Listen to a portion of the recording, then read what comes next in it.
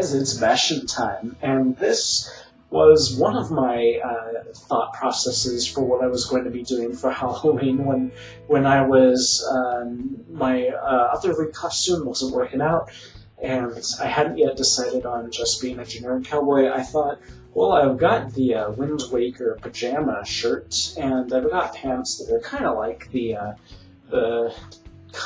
same color of pants that Link wears. I'll just wear that, but I was advised by some friends that it wasn't enough of a costume and just looked like how I usually look, so that's why I decided against this, but I figured, hey, I'll wear it for this episode of This Week in Zelda News. So anyways, let's get to that first. So first of all, we learned something brand new about the very first Zelda game, and that's just mind-boggling to think that 25 years later, we're still learning facts about the very first Zelda game.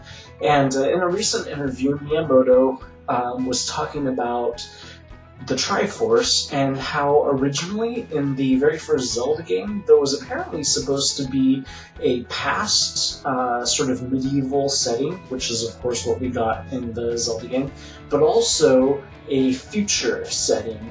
And that Link was going to travel between these two settings, kind of like in various other Zelda games. There's the two worlds idea.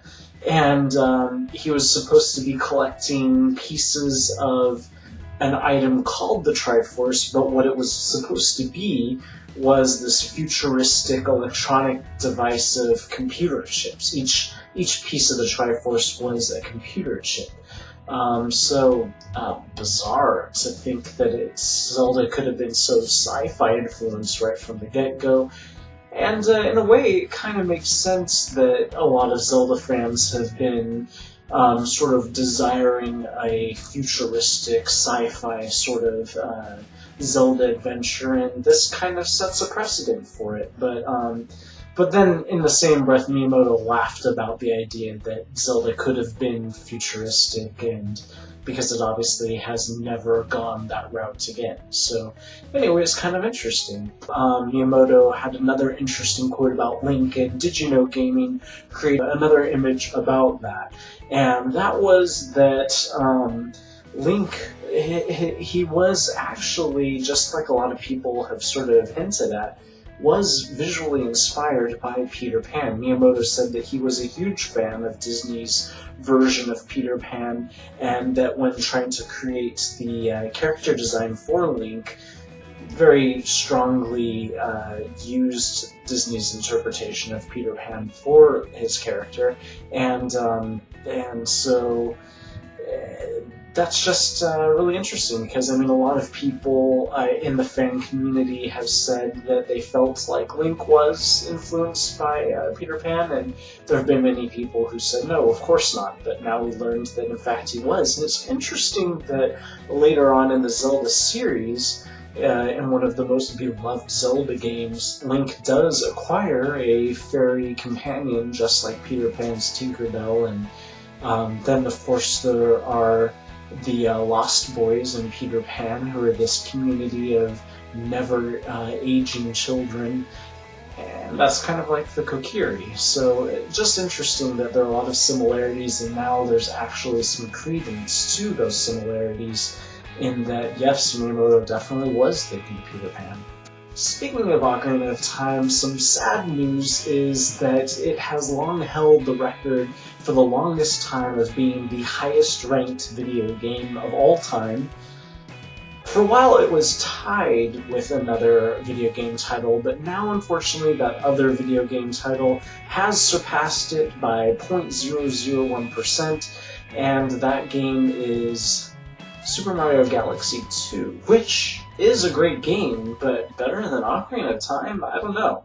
So Ocarina of Time's rating is 97.63, Super Mario Galaxy 2's is 97.64. So again, the tiniest of percentage, but still significant in a way. And Ocarina of Time is still an amazing game, of course, no disputing that.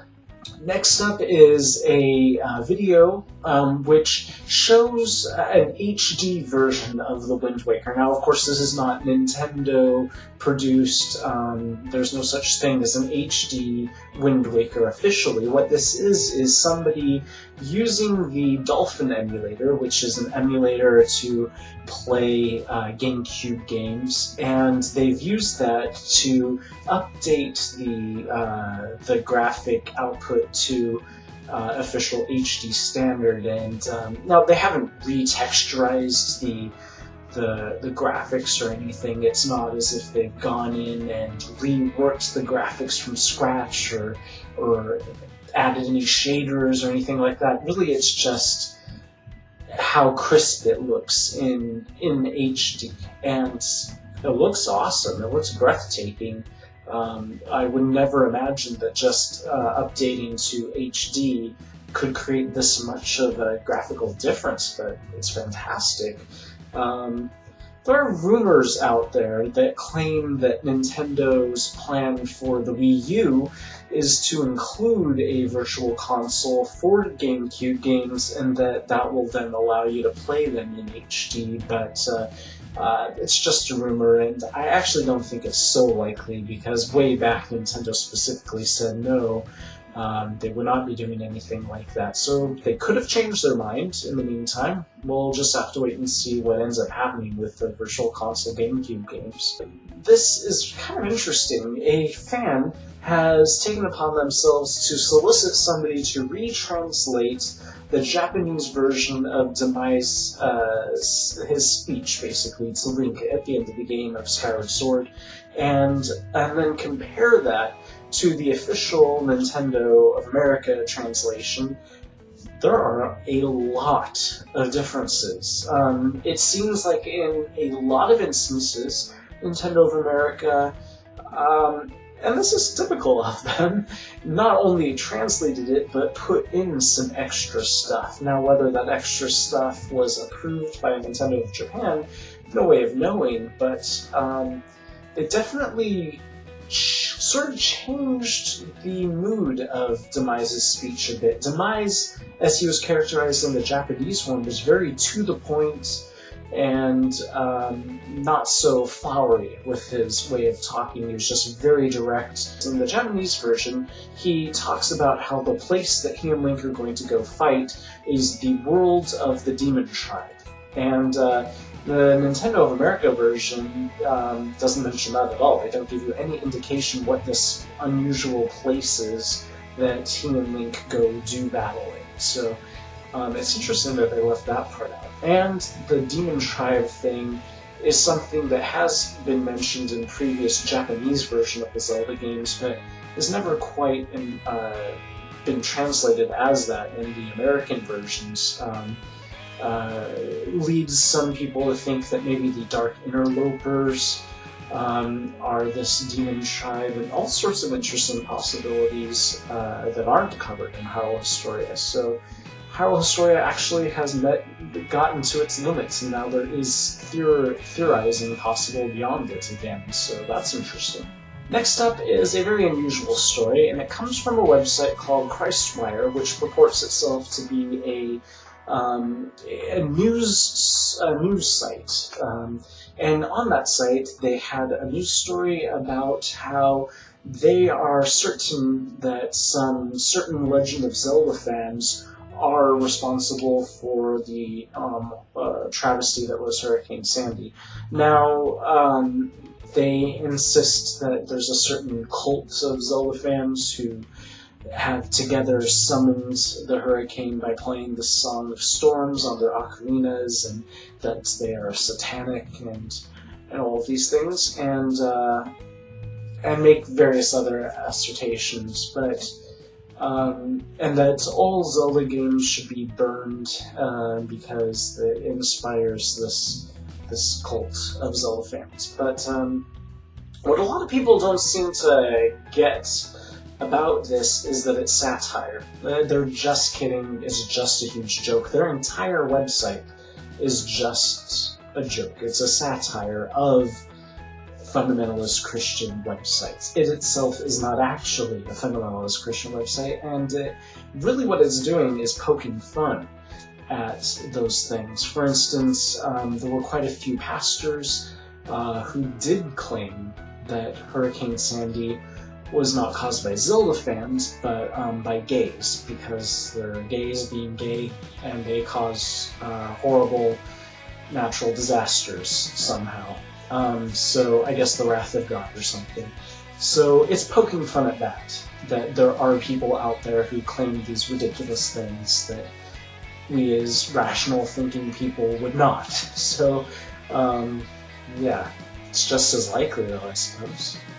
Next up is a beautiful, beautiful cover of the Ballad of Goddess from Skyward Sword soundtrack, and the cover is done by this amazing choir, and I guess basically just the video is awesome. I mean, their arrangement of the song, of course, is great, but they've done a very professional-looking video that is not only of the choir singing the song, but also sort of cosplay-ish. They have their interpretation of Zelda and their interpretation of Impa, and it's really well done, very nicely filmed. It's really great to watch. You'll definitely want to click on the link below for that one.